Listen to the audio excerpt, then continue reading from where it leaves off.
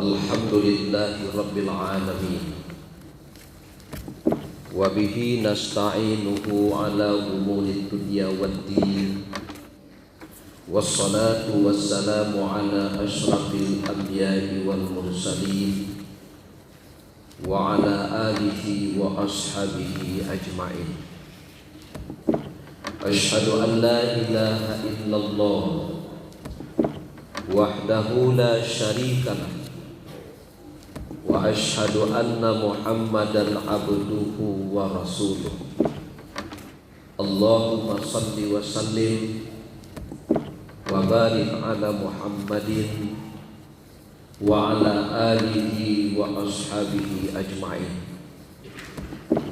Amma ba'du, faya ayyuhal hadirun, usikum wa iyaya bittaqwallah, faqad fazal muttaqun. Qala Allah Ta'ala fi kitabihil karim, a'udzu billahi minasy syaithanir rajim. Bismillahirrahmanirrahim. Wallazina ja'u min ba'dihim yaquluna rabbana ighfir lana walil ikhwanina allazina sabaquna bil iman wala taj'al fi qulubina illa lil ladzina amanu rabbana innaka ra'ufur rahim. Shadaqallahul azim. Quran surah Al-Hasyr ayat 10. Kaum muslimin jamaah Jumat, hamba Allah yang berhadir, puji syukur kita persembahkan kehadiran Allah Subhanahu wa Ta'ala. Salawat dan salam dengan mengucapkan Allahumma salli ala Muhammad wa ala ali Muhammad untuk junjungan kita Nabi Muhammad sallallahu alaihi wasallam. Adapun ruangan khutbah kita dalam rangka wasiat takwa pada Jumat ini dilandasi oleh firman Allah yang terdapat dalam surah Al-Hasyr ayat 10 sebagaimana telah dibacakan di awal khutbah ini. Adapun judul khutbah kita adalah mendeteksi kondisi hati. Kaum muslimin, bagi Imam Al-Ghazali, hati itu adalah raja.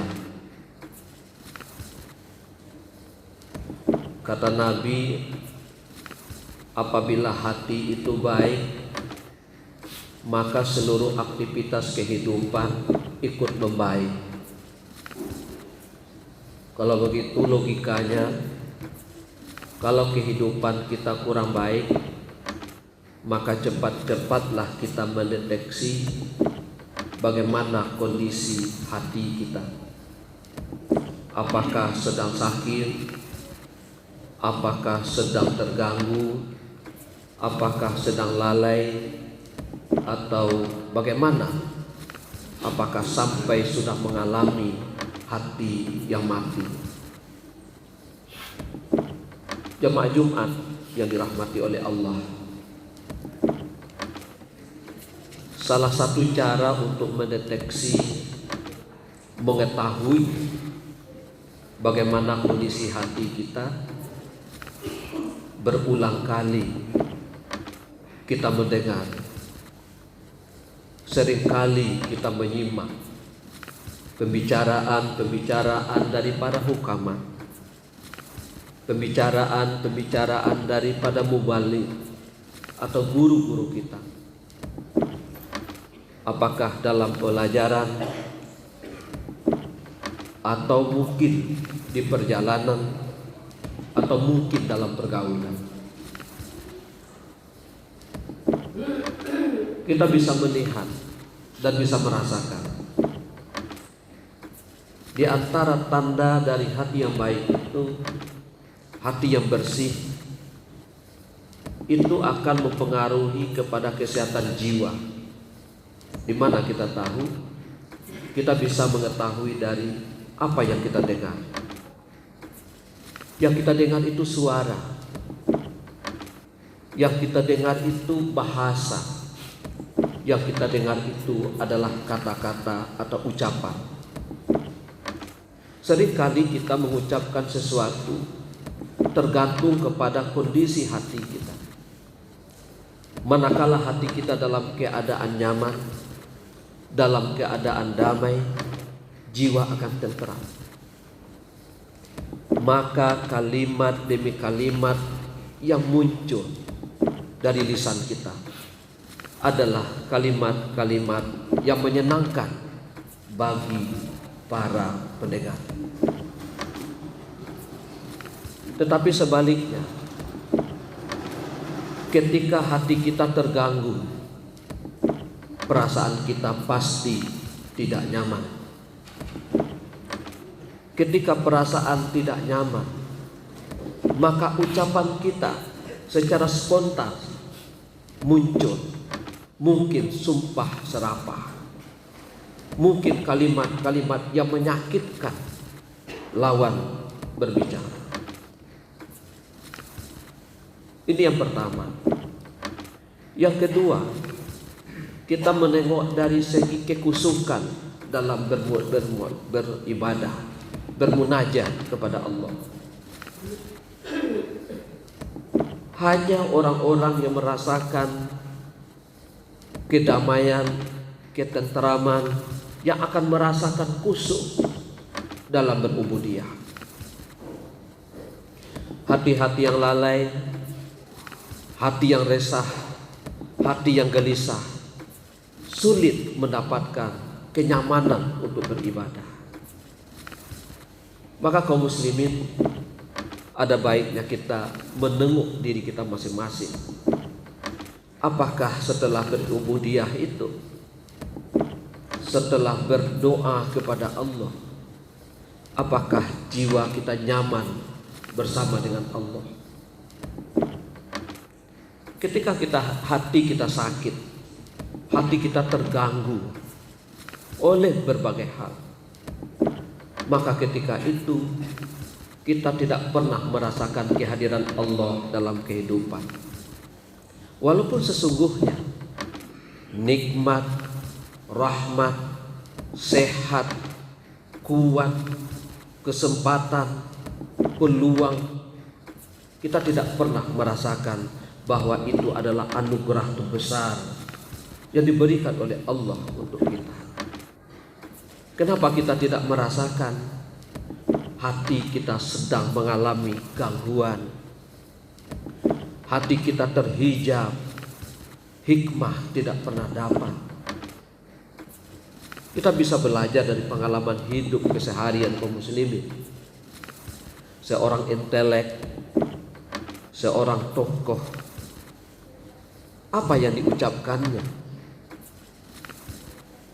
Seharusnya dia mengucapkan kalimatun thayyibah, kalamnya berat, pembicaraannya berhikmah, dan dia memberi solusi. Tetapi sebaliknya,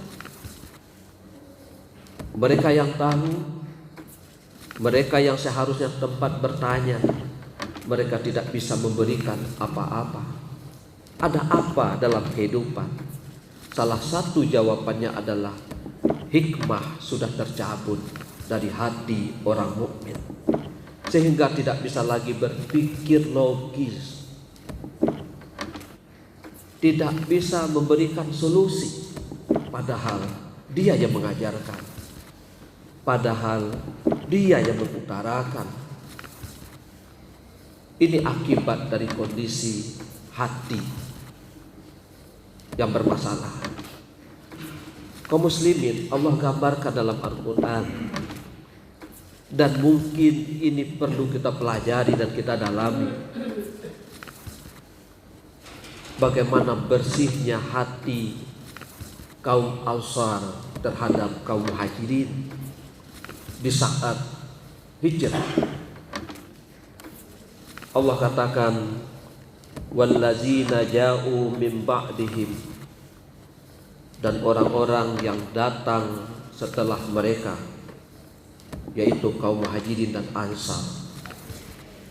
Kita tahu kaum muslimin, ketika kita membaca sejarah, kaum Muhajirin itu adalah orang-orang yang hijrah, tidak membawa apa-apa dari Makkah ke Madinah.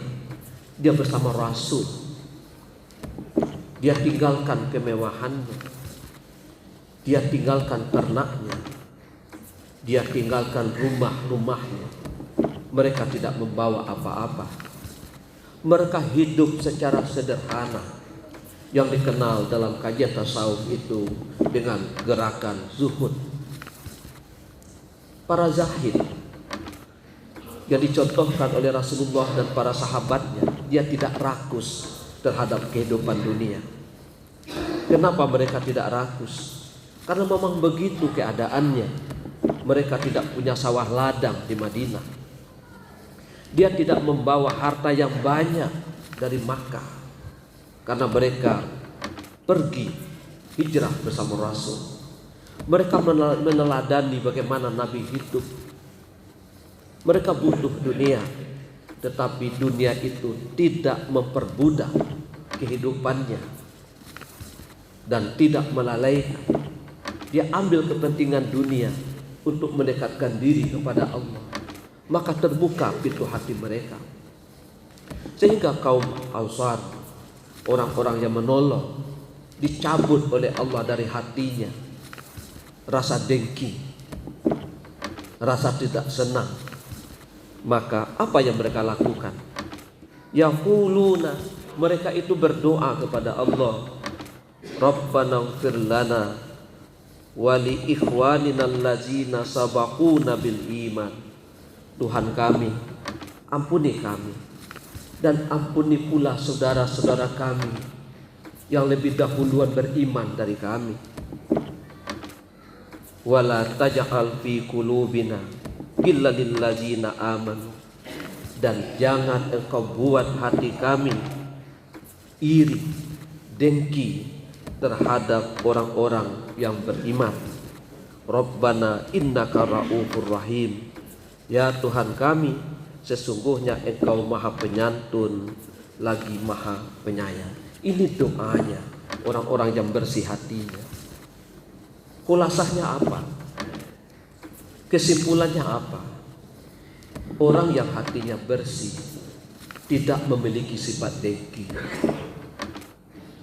Orang yang jiwanya bersih akan menikmati rasa dekat kepada Allah. Orang yang hatinya bersih terbuka hikmah dalam kehidupannya. Orang yang memiliki hati bersih tidak pernah merasa sakit hati kepada saudaranya.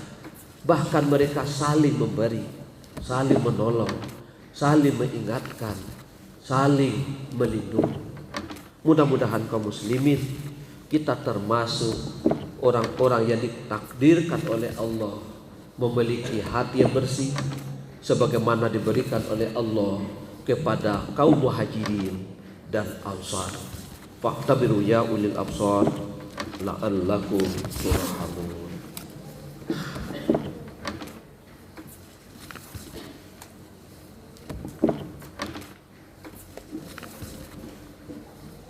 Alhamdulillahillazi hadana lihada wa ma kunna linahtadiya laula an hadanallah.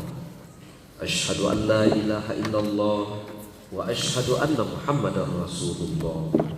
Allahumma salli wa sallim wa barik ala Muhammadin wa ala alihi wa ashabihi ajma'in.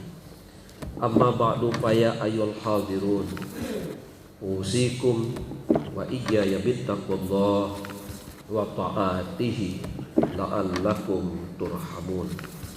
Qala Allah Ta'ala fi kitabihil karim, a'udzu billahi minasy syaithanir rajim. Bismillahirrahmanirrahim. Wal asri Innal insana lafi khusr illal ladzina amanu wa amilus sholihat wa tawasaw bil haqq wa tawasaw bis sabr.